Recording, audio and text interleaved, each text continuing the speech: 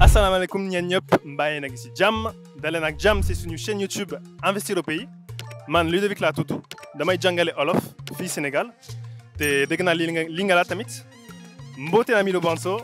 J'espère que bozali malamu nga komona nga Ludovic naza français na vanda na Sénégal na lakisaka olof awa na Sénégal na mboka Sénégal lobi nalingi kokende Congo mboka elengi pona koloba Lingala te kuna na kolia pondu chaka madesu na fumbwa. Ok, merci Matondo. Les amis, j'ai découvert une pépite. On est ici au monument de la Renaissance en plein Dakar.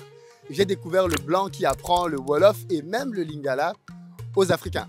C'est pas une blague, c'est pas une farce. Le mec, il parle couramment, il est fluent en Wolof, en Lingala. Et j'ai voulu comprendre d'où lui vient cet intérêt pour ces langues. Et ce qui est vraiment choquant, c'est qu'il a appris ces langues en quelques mois, les amis. Ça veut dire que toi qui es dans la diaspora, qui est sénégalais, qui est congolais, et dont les enfants ne parlent pas cette langue, tu n'as pas d'excuse en fait. Parce que ce qu'il est en train de démontrer là, c'est qu'il n'a pas le background, il n'a pas la culture, il a juste l'envie.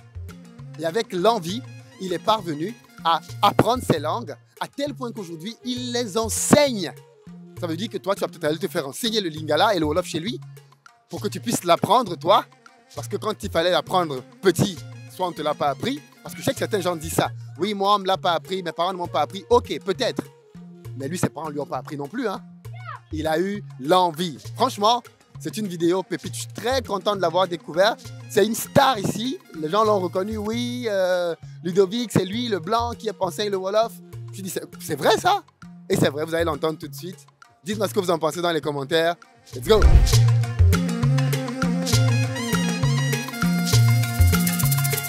Le 13, donc dans pas très longtemps, je fais une formation à l'hôtel Radisson pour parler de vente.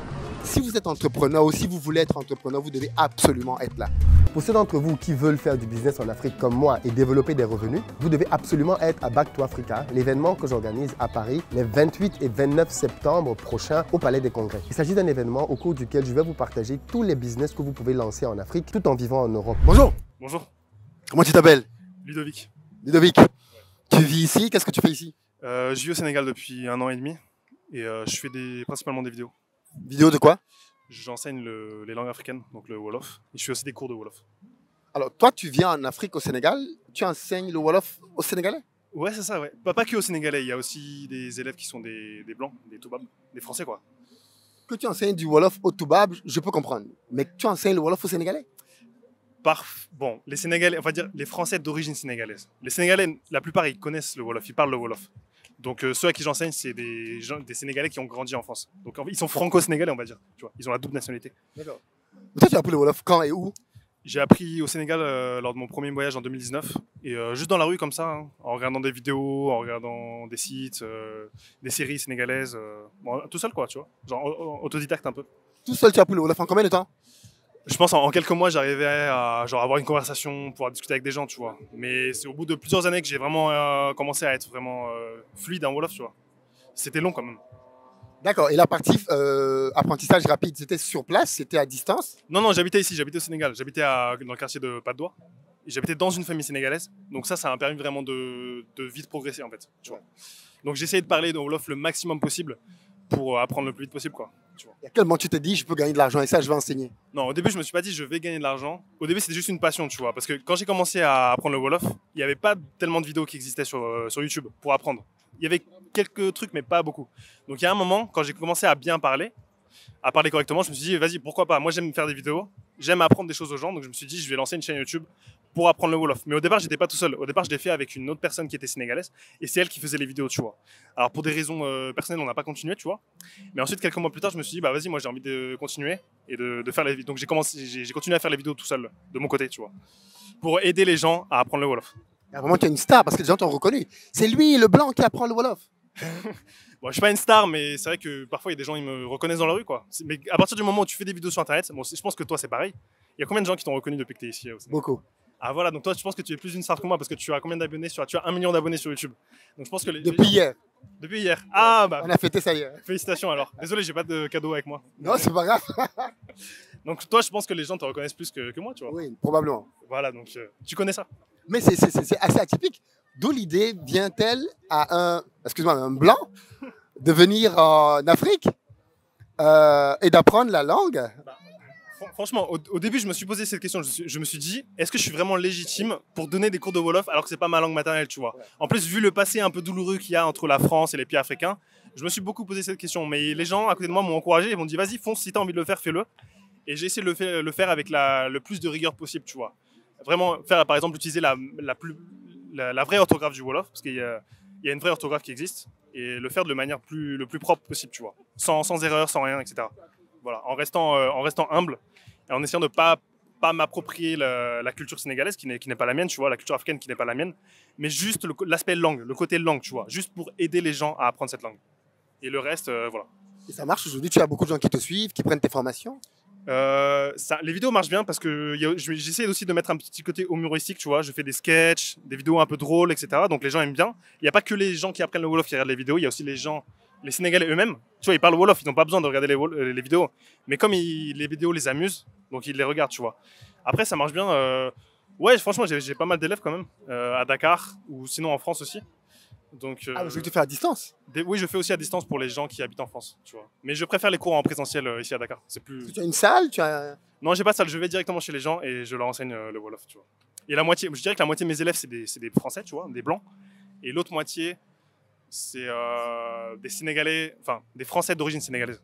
Quel est le besoin pour d'autres Français blancs installés ici d'apprendre à parler Wolof? Pourquoi ils veulent ça? Bah, je sais pas si tu connais, mais genre, le Sénégal, ils sont très focus sur la langue Wolof. Ici, si tu parles pas Wolof, déjà, tu vas te faire probablement arnaquer, tu vois.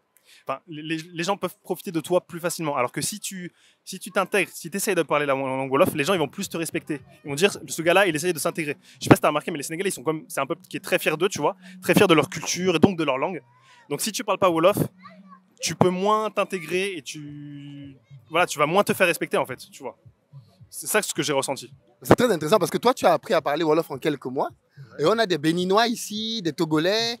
Ils sont là depuis des années et ils ne parlent pas Wolof. Est-ce que c'est une question de... En fait, est-ce que c'est une langue simple? Franchement, il n'y a aucune langue qui est simple. C'est vrai que si demain tu te dis je vais apprendre le Lingala plutôt que le Wolof, le Lingala c'est plus facile. Mais comme toute langue est difficile, si tu n'as pas la motivation, si tu n'as pas l'envie, si tu ne te forces pas à le faire, tu ne pourras pas apprendre une langue, même si elle est très facile, tu vois. Donc je pense que c'est juste une question de motivation. Je pense que c'est vrai qu'il y a beaucoup d'Africains, notamment des étudiants, tu vois, congolais, béninois, camerounais aussi, qui viennent au Sénégal pour faire leurs études, mais ils se disent pas qu'ils vont apprendre le Wolof parce qu'ils savent qu'ils vont rentrer chez eux, tu vois. Et ça les intéresse pas. Franchement, ça les intéresse pas. Mais moi, c'est vrai que j'avais cette curiosité, tu vois, en tant que blanc, et j'aime les langues de base, tu vois. Donc j'avais vraiment cette curiosité et cette envie d'apprendre le Il y Wolof. avait une relation de couple. Tu étais avec une Sénégalaise qui t'a incité. Parce que d'où ça vient? Ah bah tu vois, on creuse, moi je creuse. Hein. Tu creuses, il n'y a pas de souci. Non, franchement, quand j'ai commencé à apprendre le Wolof, je ne l'ai pas fait pour ma copine, pour ma femme, je n'étais pas marié. Bon, c'est vrai qu'à l'époque, j'avais quand même une copine sénégalaise, tu vois. Mais franchement, je pense pas que c'était la motivation principale. Parce qu'avec elle, je parlais français, tu vois. Donc, moi, je pense que ma motivation principale, c'était vraiment la curiosité, l'envie d'apprendre sur les autres, sur le peuple sénégalais, l'envie de m'intégrer et de faire partie d'eux, tu vois, en quelque sorte. Du coup, comme j'ai un Français au Sénégal, qu'est-ce que tu penses de ce qui se passe en France maintenant avec le Rassemblement national qui est en train de monter? D'autant plus que toi, tu es un étranger dans un autre pays en Afrique et tu entends ce qui se dit dans ton propre pays. Comment tu le vis? Moi, franchement, comment je le vis, j'en sais rien parce que déjà j'habite au Sénégal, je suis pas en France, j'ai quitté la France, donc c'est vrai que les affaires politiques me concernent moins puisque j'habite ici, tu vois. Je suis même pas allé voter parce que bon, en fait, j'ai pas réussi à faire la procuration, mais même j'ai hésité à aller voter parce que je me suis dit, j'habite au Sénégal, j'habite plus en France. Est-ce que je peux vraiment aller voter, tu vois, alors que j'habite plus en France? Bon bref. Sinon, sur la question, j'ai pas tellement d'avis sur ça. De toute façon, la montée de l'extrême droite, c'est un truc qui est partout en Europe et je pense que c'est plus un truc un ras-le-bol général de la population, tu vois. Et je pense que les gens qui veulent extrême droite, ils ont pas forcément, c'est pas forcément des idées qu'ils partagent, mais c'est juste pour montrer qu'ils ont ras-le-bol de la situation politique, la situation économique, qui est de plus en plus difficile. Donc je pense que c'est plus un vote de ras-le-bol, tu vois. Plus vraiment que je suis d'extrême droite et je soutiens les idées d'extrême droite, tu vois. Alors revenons rapidement au Sénégal. Qu'est-ce que tu penses de ce pays? Qu'est-ce que tu aimes au Sénégal et qu'est-ce que tu aimes moins? Ce que j'aime moins, c'est clair, c'est la chaleur. C'est vrai? Les gens viennent ici pour ça. Ouais, mais en fait, au Sénégal, tu as 6 mois qui sont extrêmement doux, qui sont extrêmement agréables. Tu vois, une chaleur, une petite chaleur, un climat sec, tu connais. Et les autres 6 mois, c'est un climat humide, où tu fais que transpirer tout le temps. Donc ça, franchement, Nous, on n'a pas l'habitude, tu vois, en tant que blanc. En France, on connaît pas ça. En France, il peut faire très chaud l'été, mais il fera jamais humide. Ici, il fait très humide, donc tu transpires tout le temps, et ça, c'est très désagréable. Surtout moi, je suis un peu sportif, tu vois. Je fais du sport, donc à chaque fois que je fais du sport, je vais transpirer comme un bœuf, tu vois. Donc c'est un peu désagréable. Après, ce que j'aime bien, c'est que franchement, le Sénégal, les gens sont cool, les gens ils sont ouverts. Tu peux parler avec n'importe qui dans la rue, avoir une conversation. Il y a aucun problème, ils vont pas te juger et tout. Donc j'ai vraiment l'ouverture, vraiment j'aime, je kiffe ça, tu vois. Est-ce que tu as le sentiment, quand tu as déjà fait ressentir au Sénégal, que tu es un Français, c'est toi l'ancien colon, ce genre de choses, ou pas du tout? Je te promets que ça m'est jamais arrivé. Mais après, je pense aussi que je fais vraiment extrêmement beaucoup d'efforts pour essayer de m'intégrer, tu vois, pour essayer de m'adapter aux gens. Donc, par exemple, le fait de parler Wolof, d'essayer de parler Wolof, c'est un peu une preuve d'intégration, tu vois. J'essaie de m'adapter aux gens et de faire comme si j'étais sénégalais, en fait. Du coup, je pense que le fait d'être comme ça m'empêche de recevoir des commentaires un peu déplacés, des remarques de la part des gens qui diraient effectivement que tu es un Français, que on a un passé colonial et tout un peu compliqué. Donc franchement, je l'ai jamais eu. Mais si je me comportais comme un Français qui est là pour ses vacances et qui respecte pas trop le peuple d'ici, tu vois, par exemple comme les Français qui râlent parce que les mosquées font du bruit, tu vois, c'est vrai que moi, des fois, ici, les mosquées, ça me casse les oreilles des fois, tu vois. Mais je le dis pas, je le garde pour moi. Parce que c'est la culture ici, je suis obligé de respecter, j'ai pas le choix, j'habite ici, donc je suis obligé de respecter ça. Mais si je faisais des commentaires en mode ça me saoule, les gens, ils apprécieraient pas, tu vois. Tu vois un peu le délire ou pas? Très bien, très bien, très bien. C'est une bonne leçon d'intégration, je pense. Ouais. C'est de l'assimilation? L'assimilation, franchement, un petit peu de l'assimilation. Non, je pense que c'est pas de l'assimilation, c'est juste de l'adaptation, tu vois. Comme les nombreux immigrés sénégalais ou d'autres pays d'Afrique qui sont en France, et ben, ils s'adaptent au pays, tu vois. Il y a plein de familles d'origine africaine qui sont en France et qui ont jamais parlé, qui ont toujours fait en sorte que leurs enfants s'intègrent très bien au pays, tu vois, qui parlent la langue française. Ils ont même refusé d'apprendre leur propre langue maternelle, leur langue africaine, à leurs enfants. Alors qu'ils pourraient le faire, tu vois. Mais ils l'ont pas fait parce qu'ils voulaient que leurs enfants s'intègrent au pays, tu vois. Donc franchement, même eux, je pense ils font autant d'efforts que moi, tu vois. Donc eux, c'est aussi à respecter que ce que je fais ici, tu vois. Alors, le Wolof, qu'est-ce qui a été le plus difficile pour toi dans l'apprentissage de cette langue? À quel moment tu t'es dit, là, cette partie-là, c'est compliqué? C'est les conjugaisons? C'est les quoi? C'est les locutions? C'est quoi? C'est les gens qui parlent très vite. Les gens qui parlent très vite, qui des fois articulent pas. Donc ça, c'est vraiment difficile. Enfin, ça dépend des gens, mais moi, quand j'apprends une langue, le plus difficile, c'est la compréhension, tu vois. C'est comprendre les gens. Mais après, quand tu apprends n'importe quelle langue que tu apprends, forcément, les gens, ils vont parler vite, tu vois. Comme toi, si tu as une langue maternelle au Cameroun, quand tu parles avec tes amis ou avec ta famille, tu vas parler vite, c'est normal, tu vois. Donc je pense que pour moi, ça a été le plus difficile. Après, c'est vrai que les temps en Wolof sont pas simples. Ils sont pas simples du tout. C'est pas vraiment, il n'y a pas vraiment d'équivalent entre les temps en Wolof et les temps en français, tu vois. Il n'y a pas le passé composé, imparfait, imparfait. Donc ça, c'est difficile pour un débutant. Et les gens à qui j'apprenne le Wolof, on va dire que c'est leur difficulté principale, tu vois, les temps en Wolof. Et c'est pour ça qu'il faut que je fasse des vidéos sur ça, parce que j'en ai jamais fait. Donc j'ai du boulot. Tu te projettes ici sur du long terme? Tu es là pour un court temps? C'est quoi la suite pour toi? Non, franchement, j'avoue que je pense pas rester au Sénégal indéfiniment. Là, je rentre en France dans quelques semaines, parce que ça fait quand même un an et demi que j'ai pas vu ma famille, tu vois. Après, je vais revenir au Sénégal fin novembre. Je pense que j'ai encore pas mal de vidéos que je voudrais faire ici, tu vois. Que ce soit sur ma chaîne YouTube, mes chaînes TikTok, Instagram. Mais après, mon projet, c'est d'aller au Congo. Voilà. Parce qu'en fait, bon, je sais pas si tu sais, mais j'ai aussi une chaîne où j'apprends le Lingala, en fait. Parce que j'ai... Beauté. Beauté na yo boni. On le baka Lingala. Ah, parce qu'en plus, l'accent, comment ça se passe? Est-ce que les gens te disent pas que tu francises le Wolof, le Lingala? Le Wolof, à force de rester au Sénégal, j'ai quand même pris l'accent, tu vois. Le Lingala, c'est autre chose parce que je suis jamais allé au Congo. Mais j'essaie d'avoir le meilleur accent Tu as possible. appris le Lingala sans le Congo? Sans aller au Congo, je l'ai appris en France, en fait. Ouais. Avec des Congolais ou tout seul dans ton coin? J'ai rencontré un Congolais sur une application d'échange de langue, tu vois. Et donc, en fait, on s'appelait régulièrement, chaque semaine, parce que lui, il voulait apprendre l'anglais, et moi, je voulais apprendre le Lingala. Donc, on s'appelait peut-être 1 ou 2 fois par semaine, et on se donnait des cours mutuellement, tu vois. Et c'est comme ça que j'ai appris le Lingala, tu vois. Genre, on faisait 30 minutes Lingala, 30 minutes anglais, tu vois. Et on essayait de discuter au maximum. Et franchement, cette méthode, elle a super bien marché. Il dit qu'il y a des Congolais en France qui ne parlent pas le Lingala. Bah, ils parlent pas Lingala parce que leurs parents ne les ont pas appris, tu vois. Toi non plus, tes parents t'ont rien appris. Ouais, mais moi, je l'ai fait juste par curiosité, parce que j'avais du temps de libre aussi, tu vois. Et, C'est pour dire qu'ils peuvent décider d'apprendre plus tard. bien sûr qu'ils peuvent le faire. S'ils ont envie, ils veulent le faire, tu vois. Mais c'est vrai que si t'as pas quand tu apprends une langue, si t'as pas la contrainte, c'est plus difficile. Si t'as pas la contrainte, il faut vraiment avoir la motivation et le temps, tu vois. Et si tu travailles beaucoup, si tu es concentré sur tes études et tout, t'as pas forcément le temps de le faire, tu vois. Moi, j'avais le temps et la motivation, donc je l'ai fait, tu vois. Et j'aime les langues, comme je t'ai dit, donc voilà. Bah écoute, ok, tu parles du coup le Wolof, le Lingala. Il y a autre chose dans ta liste? Non, non, après, je parle l'anglais et l'espagnol, comme tout le monde, tu vois. Enfin, Comme tout le monde. non, mais Je parle français, anglais, espagnol comme tout le monde. Ça, c'est la base. Et maintenant, je parle le Lingala, le Wolof, en deuxième langue. Non, bon, Lingala et Wolof, je parle plutôt bien, on va dire, même si le Lingala, faut encore que je m'améliore. Ici, à force d'aller dans les boutiques, je parle un petit peu de Peul, mais vraiment de base, des phrases de base, tu vois. Le Peul aussi. Non, mais vraiment, j'ai pas un bon niveau en Peul. Ouais. J'ai juste des phrases de base, comment tu t'appelles, tu fais quoi, tu habites où. Et tu comprends les réponses qu'on fait? Certaines, mais pas Ça toutes. commence là. La Ouais, conversation. non, pas toutes, pas toutes. Vraiment, c'est juste le de base, tu vois.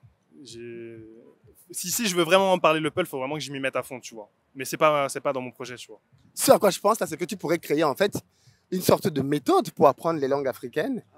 Et à ce moment-là, avoir un vrai business que tu crées autour de ça. Tu crées des livres, tu crées des CD, tu crées des MP3 que tu vends. Bah franchement, c'est une idée, hein. Déjà, je fais des vidéos, pour commencer. Après, la suite, ouais, on verra, on verra. Pour l'instant, je suis focus vraiment sur les vidéos, donc, mais pourquoi pas faire des livres, etc. Mais en tout cas, apprendre les langues africaines, il n'y a rien de sorcier, en fait. C'est comme apprendre les langues européennes, tu vois. C'est comme apprendre une langue en général, en fait. Je pense qu'il n'y a pas de secret pour apprendre une langue africaine, tu vois. Et est-ce que tu as trouvé la documentation, les dictionnaires? Ça, c'est compliqué, par contre. C'était compliqué, mais il y avait quand même quelques ressources qui existaient en Wolof. Il y en a de plus en plus. Je sais pas si tu as vu, mais récemment, ils ont ouvert le Google Traduction pour le Wolof, qui n'existait pas avant. Donc déjà, ça, c'est une avancée, tu vois. Donc ça montre que on attache de plus en plus d'intérêt, on accorde de plus en plus d'importance aux langues africaines. Et ça, c'est bien. Franchement, c'est bien pour vous, en fait. Moi, je suis français, mais c'est bien pour vous, tu vois. Pour la valorisation de la culture africaine et tout, tu vois. Moi, je peux pas dire que je suis représentant de la culture africaine. Moi, j'aide juste les gens à apprendre les langues africaines. Donc, je suis pas africain. Juste, je suis là pour faire ce que j'aime faire. C'est drôle parce que demain, si tu lances un business comme celui que viens de te dire, tu vas avoir des Africains qui vont te critiquer. Ah, mais lui, il est venu apprendre les langues des Africains alors qu'ils étaient là, ils faisaient rien. Ouais, mais j'ai déjà eu des critiques comme ça, mais franchement, il n'y en a pas beaucoup. Il y en a pas beaucoup. Ah ouais, qu'est-ce qu'ils te disent? Bah, c'est même pas des commentaires qui sont structurés, tu vois. C'est juste des petites remarques comme ça, tu vois. Genre en mode le toubab, il apprend la langue aux gens, tu vois. Mais bon, je m'en fous en fait. J'avance, je fais ce que j'aime faire. Et comme je te dis, j'essaye pas vraiment de. Je me sens pas africain en fait. Je ne suis pas africain, je ne me sens pas africain. Je fais juste un travail de la vulgarisation des langues africaines, tu vois. C'est juste ça que je fais. Et jamais je dirais je suis africain, c'est la culture africaine, c'est moi, tu vois. Non, jamais, jamais. Tu vois. Merci beaucoup. Bah, pas de soucis, merci à toi. Je te souhaite beaucoup de courage, Merci. beaucoup de succès dans ce que tu entreprends et que ça puisse inspirer un maximum de personnes. Ah, j'espère. Tu vas quand même nous dire 2-3 mois, attends, non, tu nous as peut-être bluffé là depuis. Bah oui, bien sûr. Je t'ai pas dit, mais en fait, c'est des gens qui m'aident pour les vidéos, tu vois. Je répète juste les phrases. J'apprends par cœur et je répète. Bah, tu vas répéter des phrases pour la sortie alors. Ok. Je sais pas moi, souhaite-leur quelque chose que tu veux en Lingala et en Wolof. Ok, assalamu alaikum nyanyop, mbayenagisi jam, mbote namilo banso. J'espère que Bozali Malamu. Mon gars, comment on a Ludovic, Nafa na Sénégal, Naza français de souche.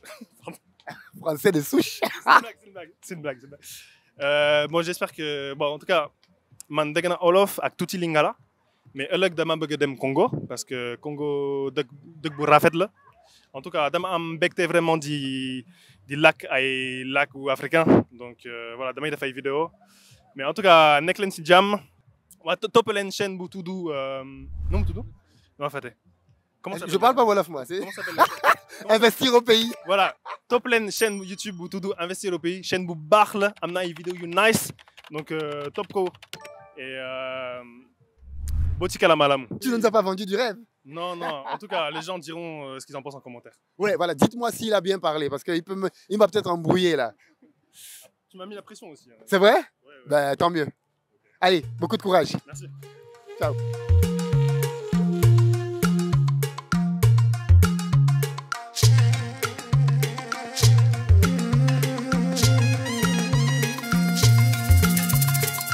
Kum chum yemme kang le jan manza gaga.